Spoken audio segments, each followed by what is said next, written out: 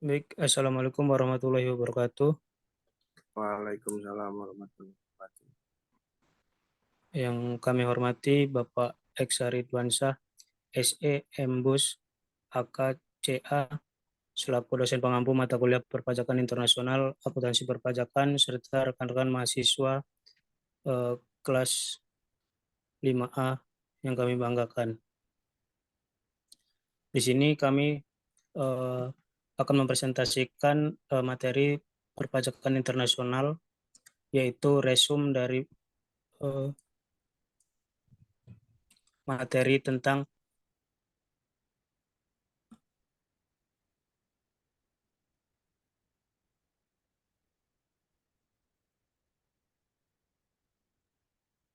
perkembangan kontrol foreign corporation atau CFC rules di Indonesia.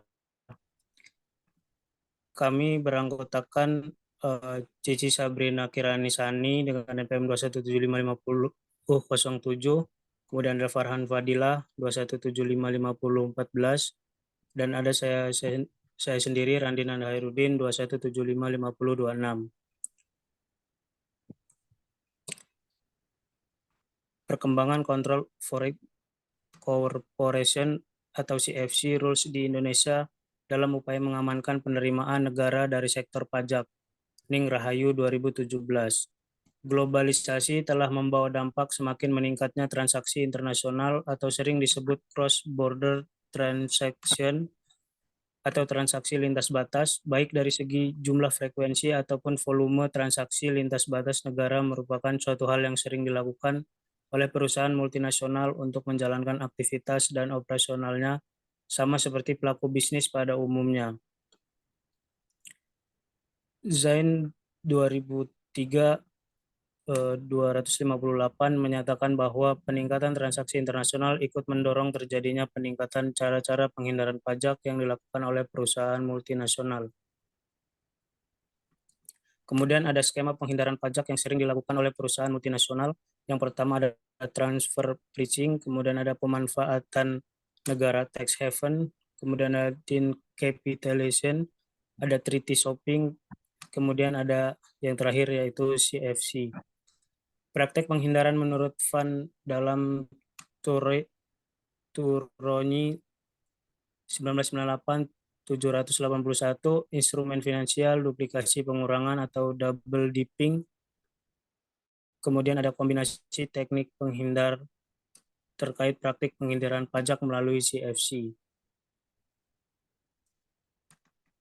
Lanjutan, menurut Arnold, ada beberapa cara untuk melakukan tax avoidance sehubungan dengan penggunaan CFC. Antara lain, pertama, wajib pajak dapat mengalihkan pendapatan yang bersumber dari dalam negeri ke entitas di luar negeri yang dikuasai atau controlled foreign entity yang didirikan di negara tax haven. Kedua, wajib pajak dapat memberikan anak perusahaan di negara tax haven untuk memperoleh sumber pendapatan di luar negeri atau untuk menerima dividen atau distribusi lain dari anak perusahaan di luar negeri tersebut.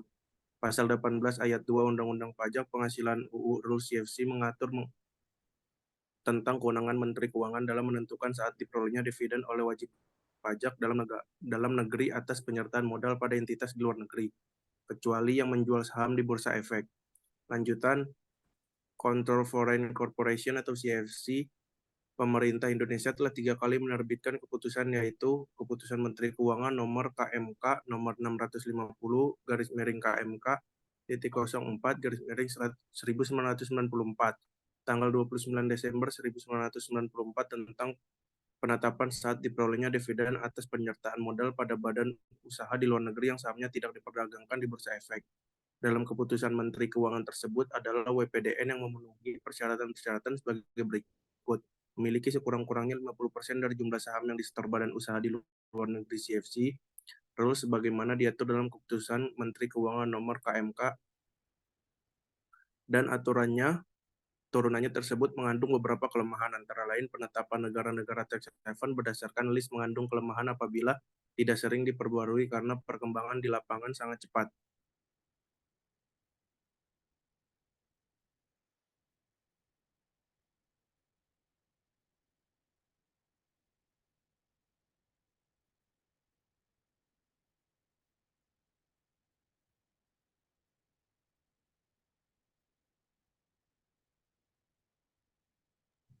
Kemudian materi selanjutnya akan dibacakan oleh Saudari Cici Sabrina Kiranisani.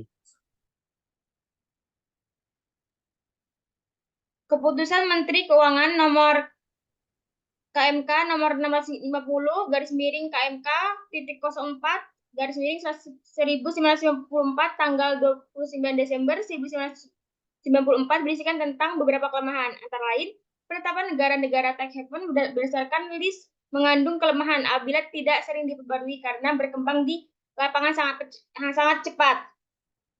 Kelemahan lain juga yang terdapat dalam ketentuan pasal 18 ayat 2 sebagai CFC rules Indonesia adalah dalam hal kontrol. Indonesia menggunakan pendekatan hukum yaitu kepemilikan pada CFC adalah sebesar lebih dari 50% secara sendiri atau bersama-sama dengan pajak dalam negeri lainnya. Kemudian rules ini diperbarui kembali dengan adanya peraturan Menteri Keuangan nomor PMK 256 garis miring PMK titik 03 garis miring 2008 tanggal 31 Desember 2008 tentang penetapan saat diperolehnya dividen oleh wajib pajak dalam negeri atas pernyataan modal pada badan usaha di luar negeri selain badan usaha yang menjual sahamnya di Bursa Efek.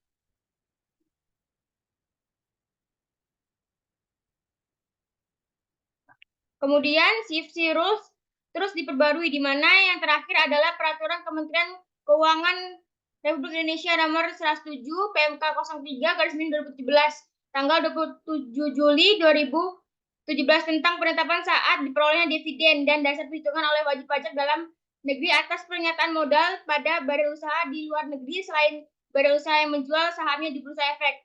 CFC rules ini memiliki kelebihan, yaitu di samping tidak adanya batasan negara tempat entitas luar negeri berada, di samping itu juga memasukkan pernyataan saham entitas luar negeri berada. Wajib pajak dalam negeri pada badan usaha di luar negeri, baik luar negeri, BULN non bursa terkendali langsung maupun terkendali tidak langsung. Dengan kata lain, CFC rules ini lebih membatasi ruang gerak wajib pajak dalam negeri untuk menerbangkan modalnya keluar negeri, sekaligus membatasi ruang gerak mereka melakukan penghindaran pajak dengan cara menunda saat diterimanya dividen dari badan usaha luar negeri tersebut, baik yang terkendali langsung maupun yang tidak terkendali langsung. Dengan demikian, pengenaan pajaknya tidak hanya dilakukan terhadap kepemilikan pada lapisan pertama saja, akan tetapi juga terhadap kepemilikan badan pada lapisan kedua atau lapisan selanjutnya.